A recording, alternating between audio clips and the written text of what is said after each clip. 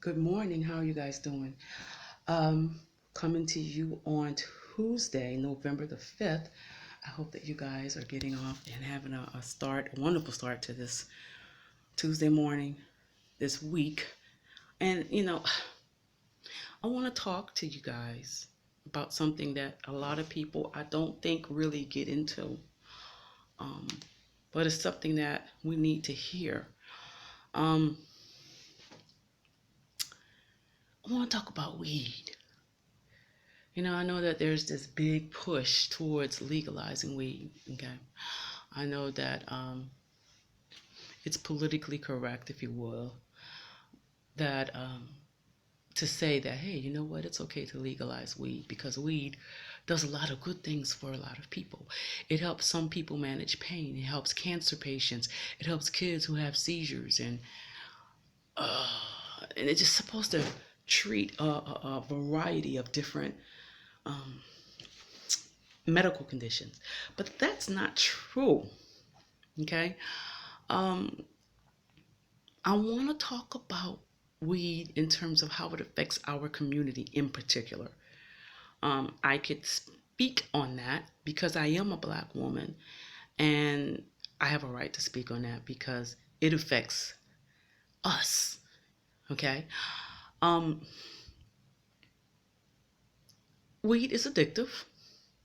I know that some people don't believe that, but weed is addictive. Weed is a gateway. Oh, it's a plant, and God made the plants, and everything that God made was good. But just because everything God made was good doesn't mean that it's used for good purposes.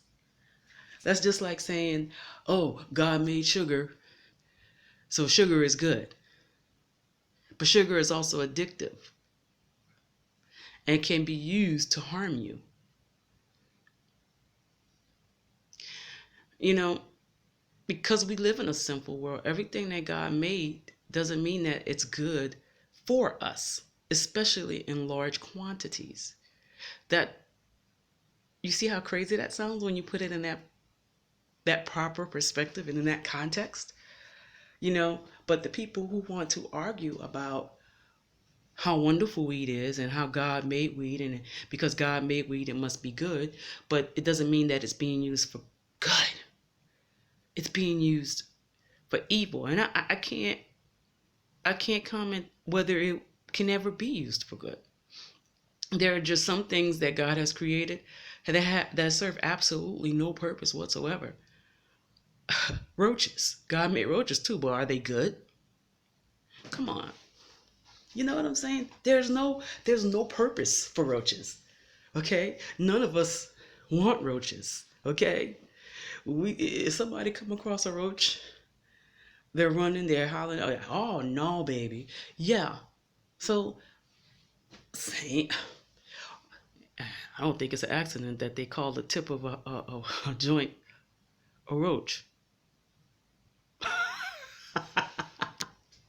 But anyway, for real, I'm laughing, but this is serious because there are a lot of people that are in pain. And I don't knock that. I don't take that lightly. I don't mock that or anything. I know what it's like to be in pain. And so a lot of people have tried everything and to manage their pain and they haven't found anything, but they swear that weed helps them with their pain. Now, again, like I said, I am accustomed. I'm not going to say I'm accustomed, but I do know what it's like to be in pain. Okay. Um, but I never was the person or the type of person that wanted to take like pain pills or anything, and I just can't stand the smell of weed. I just grit and bear it and pray through it, but don't you dare offer me a joint because I'm not taking it because that stuff stinks and it gives me a headache. That's that's a high. No, that's a headache. I don't even understand. I don't understand it. But anyway, a lot of people, and like I said, I don't minimize people's pain, But at some point, you have to make a decision that, do I take this substance that I can get addicted to? Or do I grit and bear the pain, believe God for my healing, and know that pain does not last always? We live in a society that don't wanna push through their pain. You know, just want to do something right away to numb the pain, get rid of the pain, suppress the pain, suppress it. That's what weed does. I knew somebody that gave birth, and I was trying to talk her through it or whatever over the phone, and the nurse came in and they offered her fentanyl. And I said, "Oh no, don't let them give you that. Fentanyl is highly addictive and dangerous." And the nurse said that it's normal, and that's what they offer people now. So they don't have nothing else to give you. And this hospital did not have any other pain reliever to offer this woman in labor with a newborn baby except fentanyl. And we all know fentanyl kills. But, we live in a society, it's, oh, we got to numb the pain. Wooty woo, yada, yada, yada. So let's just give them this horse painkiller and get rid of the pain right away. I didn't understand that. But this is the society that we live in now, where nobody wants to suffer and go through anything anymore. And I'm not saying that I like pain. Nobody likes pain, okay? But the enemy is going to use your fear of pain and feeling what you need to feel. There's a reason. Oh my God. There is a reason why. There's a reason why in childbirth you have pain. No, it don't feel good. It is one of the most excruciating things ever. Trust me, I know. But the reason why the pain hits you, because when the pain hits you, check it out, right? Check it out. When the pain hits you, you know when to push. That's your body telling you, hey, the pain, I'm telling you to push the baby. This is the time to push, because the pain makes the cervix get wider. And then that's when the body knows it's ready to push out the baby. If you didn't feel the pain, if you didn't feel the contraction, you wouldn't know when to push. Oh, dude. Now I know y'all heard of the acronym for push. Pray until something happens. Honey,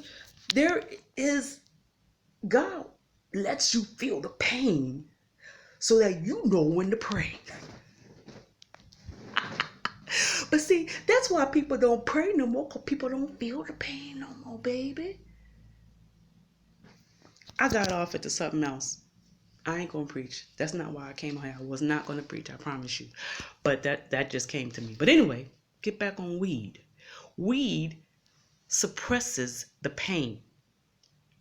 Whether the pain is caused by physical means of disease, or whether the pain is caused by emotional, spiritual, or mental trauma, or physical even. It suppresses the pain. And simultaneously, it opens up a portal. It is a gateway. A gateway ain't nothing but a portal. Okay? There are some gateways and some portals that are not meant to be open. I've talked to more than one person that says that when they smoke weed, that their spirit is heightened, and that they're more creative, and they can do this and they can do that, and they can hear this and they can do that, and they can tap into some channels so that they're more creative. There are some musicians that swear by weed. Smoking weed opens up portals and open up gateways to creativity, and where that make good music, you are also opening your spirit up to another spirit. I know that there are some people that say that it opens you up spiritually and you hear from God more. But I'm here to tell you, you may not be hearing from God when you smoke that weed. You may be hearing from a religious spirit or another spirit. Because if if if it were true that you could smoke weed and you can hear from God, and don't get me wrong, God can speak and you can hear no matter what state you're in. But if you get to the point where you depend and rely upon weed to be the means whereby you open up your spirit, your portal in the spirit to hear from God, you are thus becoming addicted to the weed. You're saying, I can't hear from God unless I smoke this joint. And then that's when the enemy has you.